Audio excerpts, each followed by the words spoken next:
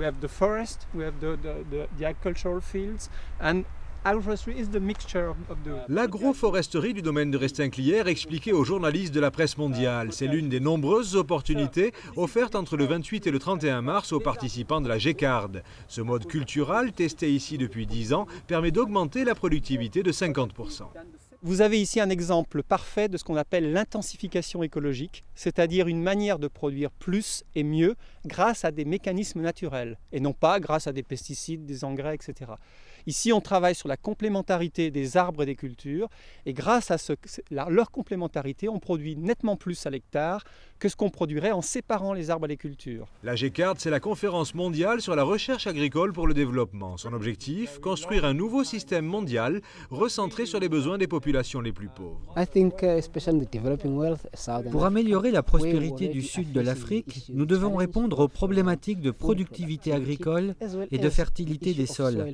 C'est là que l'agroforesterie prend tout son sens. Ici, à la GECARD, les paysans africains peuvent échanger des informations pour améliorer leurs connaissances, car la recherche sert de passerelle pour approfondir les savoir-faire agricoles ancestraux. Pour ses travaux sur la banane, ce journaliste s'est vu remettre un award à la GECARD 2010. Cette première édition a réuni durant 3 jours au quorum près de 1000 scientifiques, chercheurs et agriculteurs. Le choix de Montpellier s'est rapidement imposé. Quand on dit que Montpellier a la plus grande concentration au monde de chercheurs et d'enseignants-chercheurs autour de cette problématique, c'est maintenant une réalité, puisque d'autres pays qui avaient ces concentrations les ont laissés s'amenuiser. Je pense notamment à nos amis britanniques ou hollandais. Tout le monde considère effectivement que c'est encore plus impressionnant que ce qu'ils pensaient. Conférences, débats, expositions, ces 3 jours ont permis d'identifier les changements nécessaires pour assurer la sécurité alimentaire à l'échelle mondiale, avec un parti pris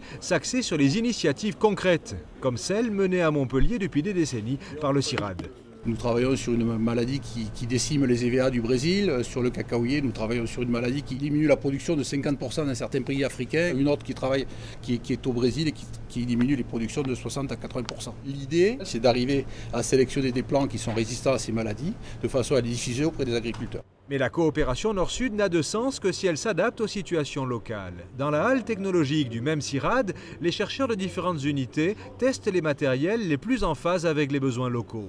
Une réponse concrète aux attentes du groupe consultatif pour la recherche agronomique mondiale, le CIGI. Nous sommes un des courroies de transmission du CIGI. Le CIGI nous dit qu'il faut aller dans ce sens-là, diminuer les coûts, réduire la pauvreté. Pour réduire la pauvreté, il faut donner du travail. Donc c'est justement les objectifs qu'on a ici dans cette unité. Donc on est à 100% dans les CIGI. Mais pour relever le défi d'une augmentation massive de la production alimentaire sans attenter à l'environnement, il faut aller encore plus loin. Investir toujours plus dans la recherche, comme avec l'Écotron européen, une plateforme expérimentale du CNRS sur le campus de Bayargué, ouverte bientôt à la communauté scientifique internationale. On étudie dans cet écotron l'impact de la biodiversité sur le fonctionnement de l'écosystème et ça peut avoir des implications sur l'association de cultures pour valoriser les ressources de différents pays et dans différentes conditions climatiques. Sitôt la GECARD terminée, de nouvelles étapes se profilent pour Montpellier et son pôle agropolis afin de s'imposer comme tête de pont de la recherche agronomique mondiale. En ayant accueilli la GECARD, on espère avoir renforcé la candidature de Montpellier pour le consortium et on espère avoir mieux positionné le dispositif français dédié sur les questions agricoles, alimentaires et de sécurité alimentaire pour les 10 à 20 ans à venir dans le défi mondial.